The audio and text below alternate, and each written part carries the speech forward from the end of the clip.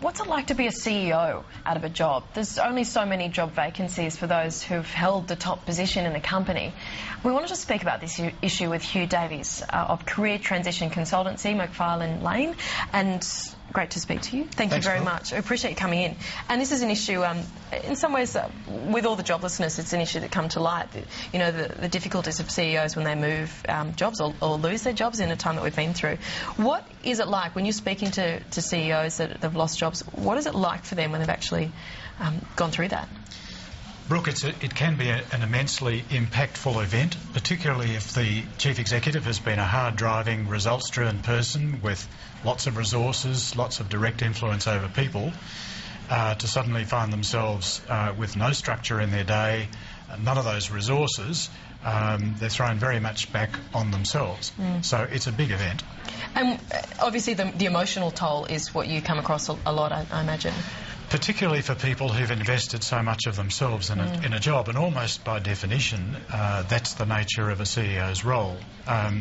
So what we have to do is help people unpack which practices and disciplines have worked for them in the past and what might work in the future, but also to reinvent new futures for themselves that sometimes may not involve being a CEO.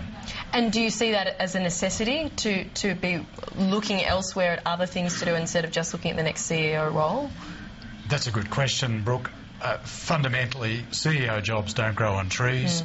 Most individuals in this situation have to be patient. Some of the things I encourage people to look at might be simply way stations to operate for a period until such time as they capture another CEO role. And these may be building portfolios, careers, some consultancy work, some directorships, maybe getting involved in some business formation. For some people, a portfolio career like that actually becomes a great deal of fun and something to consume them. For some, it's an interim period, and 2 or 3 years later they'll surface again as another CEO. And so you're targeting specific areas where you think they could build up better experience? Is that what you try to do when you look across their work history in terms of building up a CV? Is that really what it's all about, or is it becoming more broad-based in your abilities? It's usually leveraging existing experience rather than having to create more. Right. But it certainly sometimes requires developing new skills. And certainly there are a lot of new skills involved in that time which is spent courting organisations, undertaking structured intelligence-gathering interviews, which is how I define networking, and exploring new business opportunities. So there's a raft of new skills that need to be learned, but generally speaking, the past and the past experience is a terrific platform for these people to move on, and we don't seek to reinvent that. How long do you usually find, just as a general statement I suppose, but without giving statistics, I probably don't think you've got any in hand, but how long generally do you think that CEOs go without another CEO role? When you say, you know, the roles don't grow on trees, 1 year, 2 years between CEO gigs? It can be as long as 1 to 2 years. Ideally what we try and help people do is begin doing some work much sooner than that, within 3 or 4 months. But that work may be high-level consultancy work. It may be engaging with private equity organisations. It may be taking on directorships even in community organisations, which are really useful things to do and can be quite eye-opening.